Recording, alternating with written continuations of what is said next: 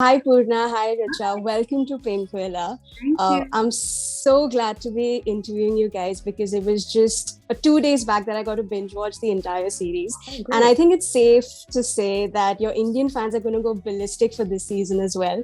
I think it's going to be across the globe, but your Indian fans in particular are going to love this season. So Uh, happy Thank you for saying for that. that. So Really, happy to hear that. so happy.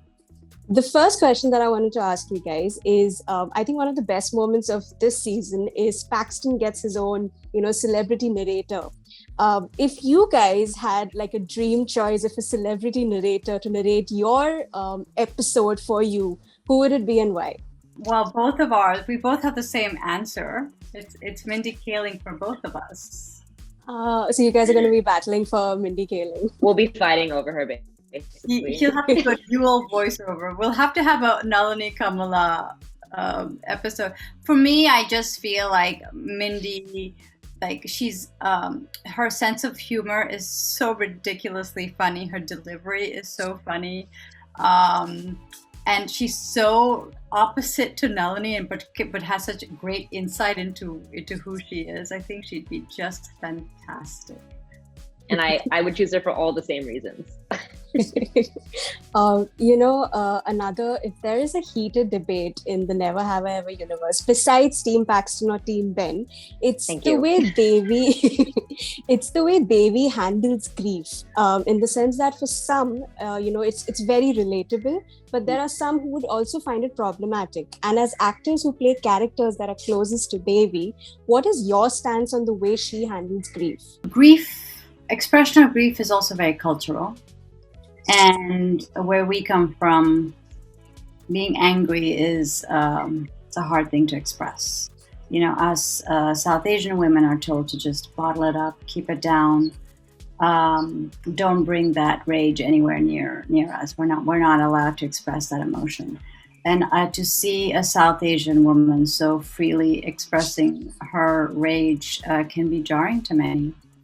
It's a very new depiction of it's a very new depiction of a South Asian woman, and it can be intimidating and putting off and a lot of things. So I understand where it comes from, but it's also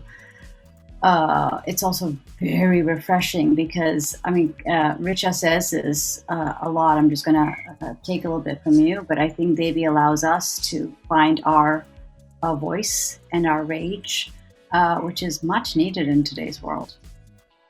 And I also think that grief and mental health is such a personal experience. No two people experience grief the same way or express their grief the same way. So I don't think it's really fair to, say that, the way she grieves is unrealistic, because everybody grieves differently. And there's no right way or wrong way of grieving. And I'm just happy to see a storyline that normalizes seeing a South Asian teenager going to therapy, which is something that, in our culture, therapy, like Melanie says, therapy is for white people. Like, we don't think that we need therapy. Yeah. And that's not true. And I'm just so glad to be a part of a show that normalizes all of that and brings it up in a way that is realistic and authentic, and relatable, but also deeply personal. The other thing in the second season, which, was dealt with such delicate nature, was your arc, Richa, in the sense of male chauvinism in the workplace. As actors, have y'all ever faced sexism in the workplace? And if so, how have y'all approached it? Oh, absolutely. And I think it's something that women in every field face, whether it's entertainment or STEM or, every field. And yes, I've definitely experienced it personally. And it's something that Purna and I have actually talked about this, like our experiences of dealing with sexism and chauvinism and racism, all these things. And both of us, we're still figuring it out. It's not easy to know how to deal with those situations when you feel like your career is on the line, or if you speak up, then you're going to be blacklisted. And it's a really horrible feeling to feel like you've been wronged, but you can't speak up about it, because if you do, then you're going to suffer the consequences, or you're not going to be able to get any more work. And I think that's something that so many women in every field go through, and it's terrible. And I think that I'm glad that we show that in this season, a couple of going through all of that, because it's so real and she's finally learning how to stand up for herself. And I personally, I felt like I grew a lot playing Kamala because that's something that I'm working on in my own life. I also feel like, as Devi is learning lessons and growing, and as all the characters are learning lessons and growing, the writers and the script and the story is to, Never Have I Ever is also growing up, as is, so the scripts and what we look like as a company is changing and is solidifying into something different. It is becoming even more diverse as a cast, as a crew. The writers' room is more diverse. The producers, the people at Netflix supporting us. It's what I talk about is this ecosystem that Mindy and Lang are creating. In season 1, it just came together and seemed kind of a fluke. In season 2, it's like much more deliberate.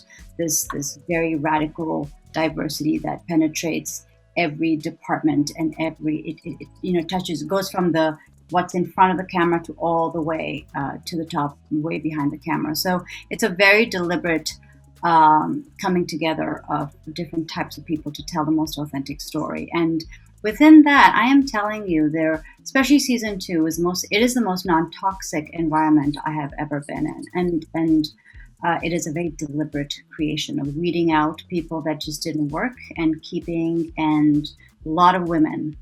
It's a real great example of female leadership. This entire show. We're very spoiled with that kind of leadership that is so rare on a set or in any industry. It's not a fluke. It's totally deliberate. We can tell the difference from season 1 to season 2 even. Thank you so much. We can't wait. I can't wait to see you guys in season 3, by the way, because I'm pretty sure it's going to be greenlit. Thank you guys so much. Lovely talking to you.